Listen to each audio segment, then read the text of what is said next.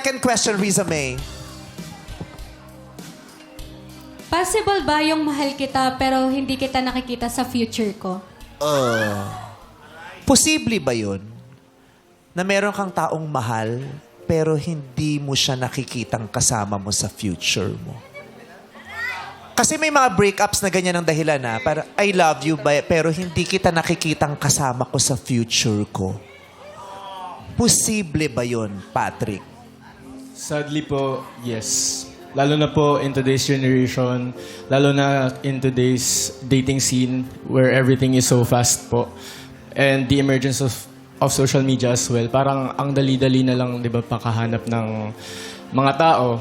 Pero dun di mo makikita kaagad kung gaano sila ka-genuine or sincere with their intentions.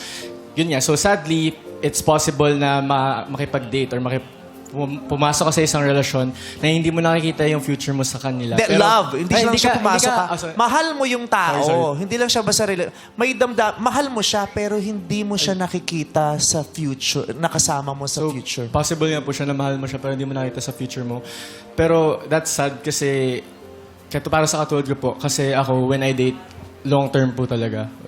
And this might scare other people po, pero I date to marry. So parang it's sad kasi na parang somehow hindi naman specifically pero yung credibility ng mga other guys parang Okay.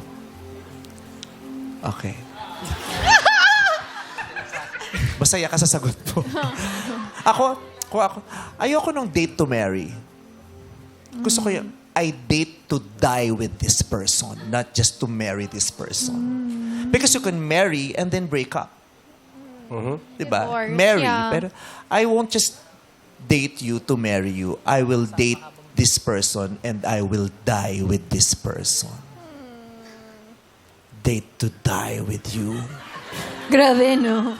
Date to kill. Parang ang corporate ng Iba-iba date to kasi nga die. yung iba Pero, yung... kasi nga yung thing yun eh. Ngayon. Lagi ko narinig yung date to marry, date to marry. Date to ganyan. marry.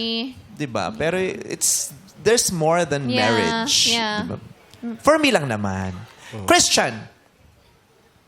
For me po, in this scenario, parang love is in condition po. Di ba parang ang pagkakalam kasi natin is love is supposedly unconditional. So dito kasi parang possible siya, yes.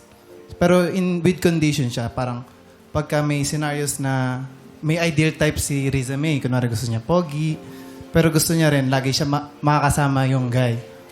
Pero nagka-scenario na mag-LDR yung lalaki, so may condition. Doon niya makikita na, di ko makakasama to sa future.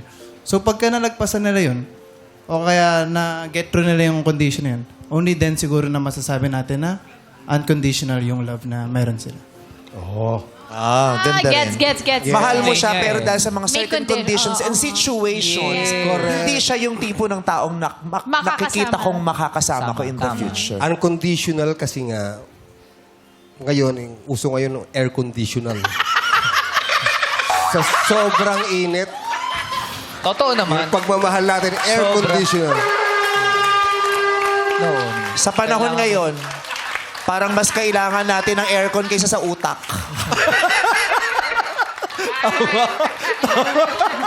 Nakaka-genius Sa pa ng panahon ngayon na Juno. mas maraming gumagamit ng aircon kaysa sa utak. Mas kailangan natin kasi kayo, Joe. Ikaw naman, Romeo, may maasahan ba kami sa'yo? Oy, Meron yun. Pinili nga yan kanina eh. Oo, yan ang mga bet nito eh. Yung mga hindi sila magkakasundo. Tapos, kung pwede lang ako talagang lumuhod. Yung mga ganun. Romeo, pakita mo kung sino ka, Romeo. Ano sagot mo? Nakita ko na kung sino ka. Pero sige, ipakita mo sa kanila.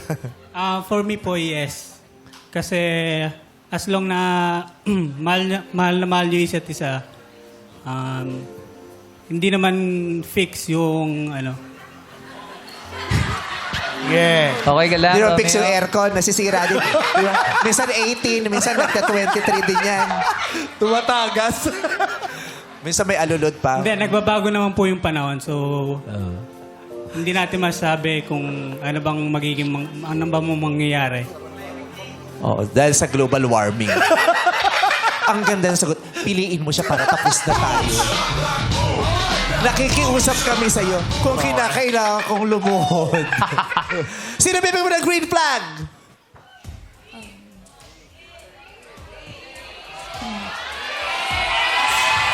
Si number 1 po. Kala mo naman talaga may naiintindihan ka sa Bakit? sinabi ni number 1. Ano ba sinabi ni number 1? So po rin, yung date to marry po kasi. Oh, Ah.